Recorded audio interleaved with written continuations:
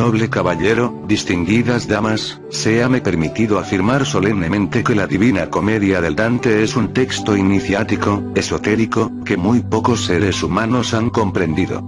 Los personajes mitológicos citados en ese texto, o moradores de la esfera sumergida de Mercurio, representan simbólicamente las vivientes pasiones animalescas de tal región.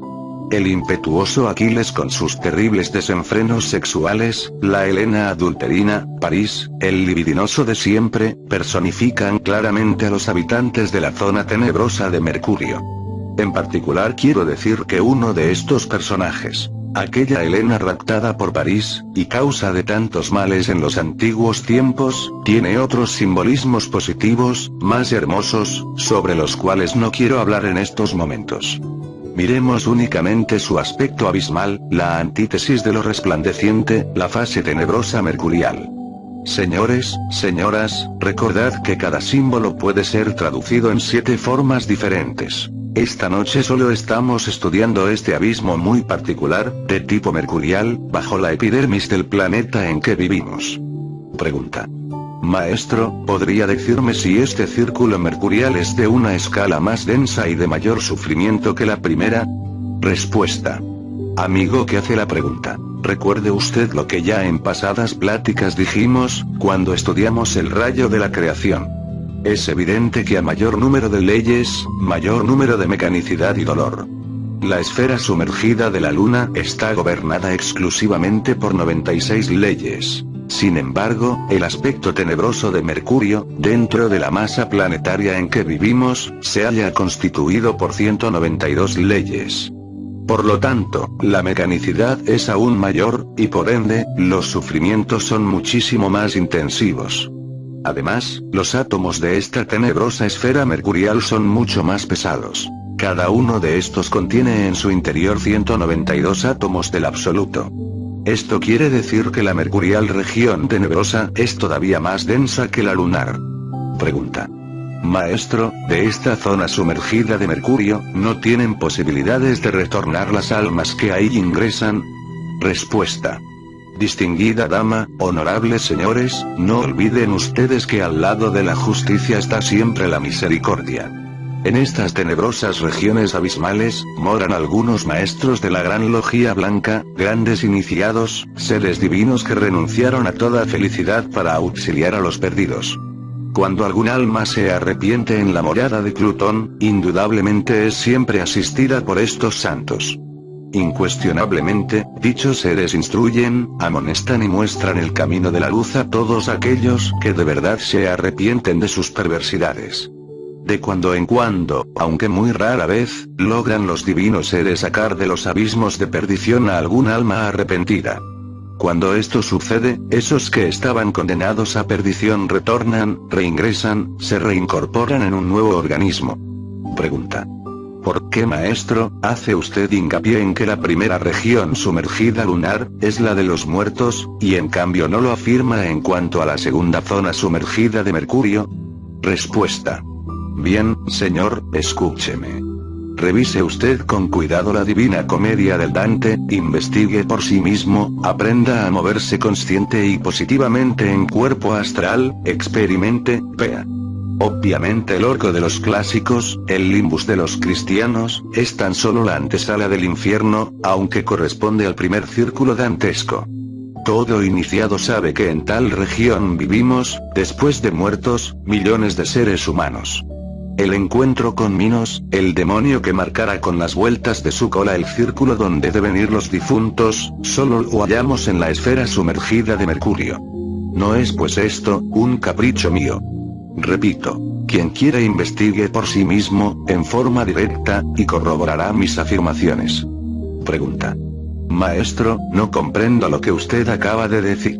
¿Por qué en el mundo soterrado de Mercurio, habitan los yoes fornicadores que también constituyen el mí mismo, o el yo soy, y lo mismo sucede en el primer círculo dantesco? Respuesta.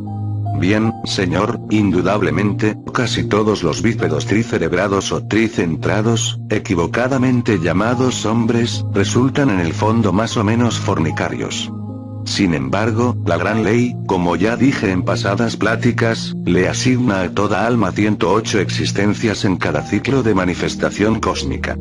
Es evidente, palmario y manifiesto, que nadie puede ser arrojado a los abismos de perdición sin haber cumplido su ciclo de existencias. Normalmente, los difuntos viven en el limbo, representado este último por todas las cavernas de la tierra.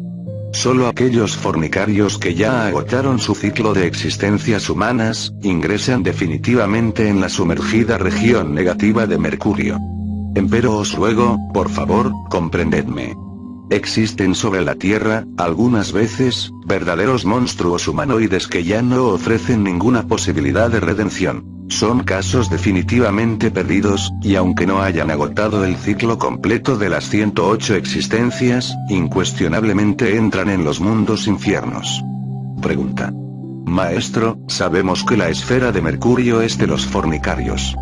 ¿Quiere esto decir, que los yoes se dividen en los diferentes círculos dantescos, de acuerdo con los distintos agregados psíquicos? Respuesta. Joven que hace la pregunta. Es claro que el ego es una suma de diversos agregados psíquicos que personifican errores.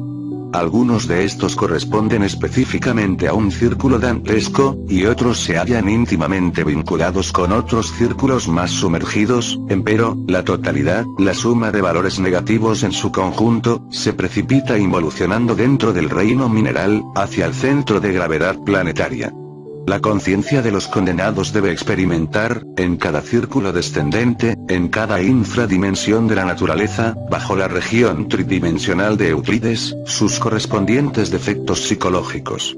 Esta noche estamos hablando exclusivamente sobre el segundo círculo. Más tarde, después de haber revisado los 9 círculos dantescos, estudiaremos detenidamente la ley del movimiento perpetuo. Entonces todos ustedes, señores y señoras, podrán ahondar un poco más en el tema que corresponde a la pregunta que ha hecho el joven aquí presente. Pregunta. Maestro, ¿quiere decir que en este círculo que corresponde a la lujuria, la fornicación se ha vuelto terriblemente mecánica y por ende, dolorosa y asqueante? Respuesta. Bien, amigo, escúcheme. Entre ese aire negro y fatal, la lujuria suele mezclarse con la violencia y entonces, todo se torna instintivo y brutal. ¿Entendido? Pregunta. Lo que desconcierta tremendamente, venerable maestro, es que a pesar de las torturas que en ese círculo se sufren, los que ahí moran creen que van muy bien. ¿Quisiera explicarnos esta cuestión? Respuesta. Noble señor, las gentes del abismo piensan de sí mismas siempre lo mejor. Creen firmemente que marchan por el sendero de la rectitud y del amor, y consideran que aquellos que andamos por la senda de la revolución de la conciencia, marchamos como dicen ellos, hacia nuestra propia destrucción. Quiero que ustedes sepan que los tenerosos, movidos por buenas intenciones, nos tientan incesantemente con el propósito, dizque de salvarnos. En esas regiones abismales, vemos a muchos anacoretas, penitentes, faquires, místicos, monjes, etcétera, etcétera, etcétera, amonestando a diversos grupos humanos, y totalmente convencidos de que van muy bien. Pregunta. Maestro, estas almas que están tan convencidas de que van muy bien, ¿no saben que están en el infierno? Respuesta. Noble señora que hace la pregunta. La palabra infierno deviene del latín infernus, que significa región inferior. Dentro del interior de la Tierra hallamos el mundo de los elementos naturales, y es incuestionable que los perdidos jamás considerarían a tales elementos, o a las sumergidas regiones como lugar de perdición. Las gentes normales, comunes y corrientes, tienen la conciencia dormida, mas quienes entran en las regiones abismales, despiertan en el mal y para el mal. Tales gentes tienen una idiosincrasia psicológica muy especial, una lógica fatal de tipo diferente. No se extrañe usted, no se asombren ustedes de que para los perdidos abismales, lo blanco es negro y viceversa. Nombrar a Jesús, el gran Kabir, o a la divina Madre Kundalini, en esas regiones sumergidas, es para tales condenados una blasfemia, algo imperdonable, y consecuentemente, eso equivaldría a provocar su ira. Entonces, los veríamos furibundos atacarnos. No ignoran los perdidos el hecho concreto, de que deben pasar por la muerte segunda, mas no la temen. La imploran, la piden.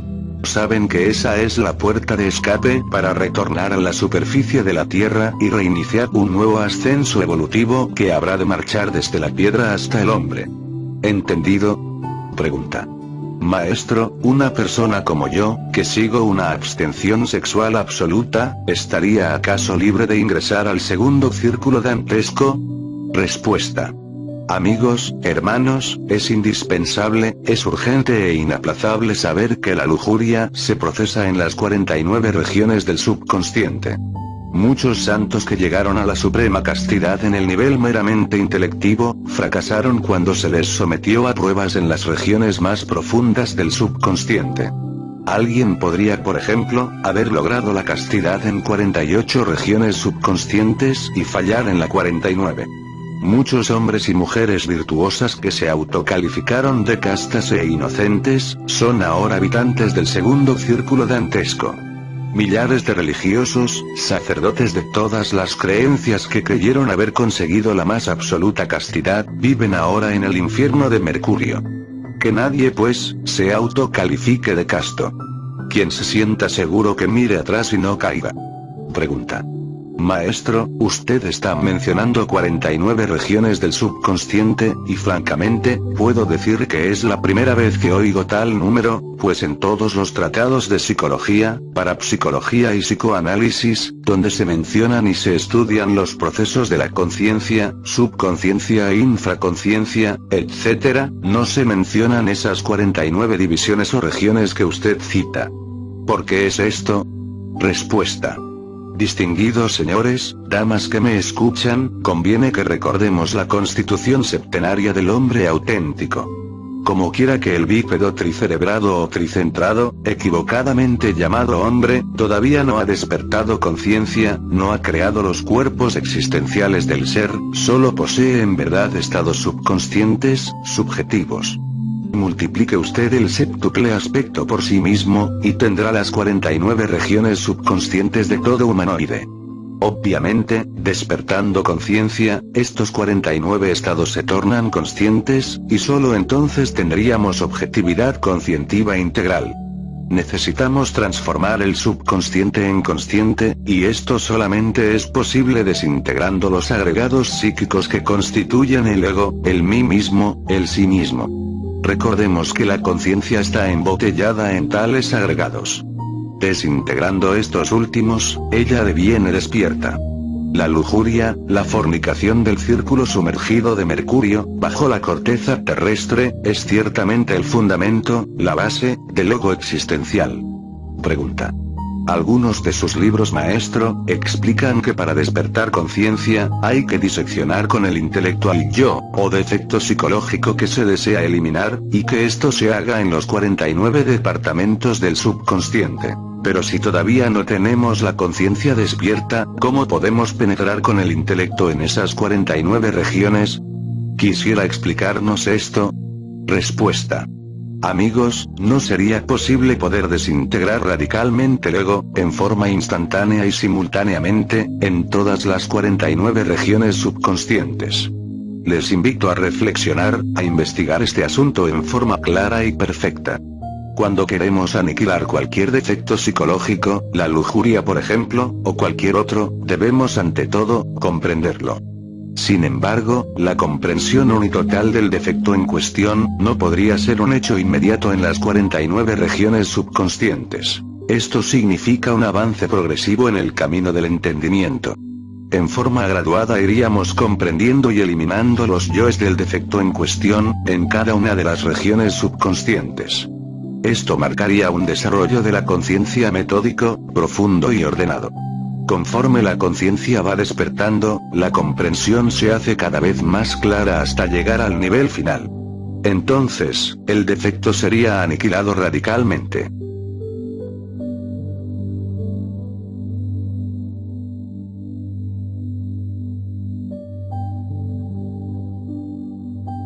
Capítulo 7. Tercer círculo dantesco, o inferior de Venus. Amigos que esta noche me escuchan. Vamos a platicar sobre los infiernos venusinos, ubicados, como ya es sabido, en las infradimensiones de la naturaleza, bajo la epidermis de la Tierra. Incuestionablemente, se trata de una región mucho más densa que las dos anteriores, mucho más grosera,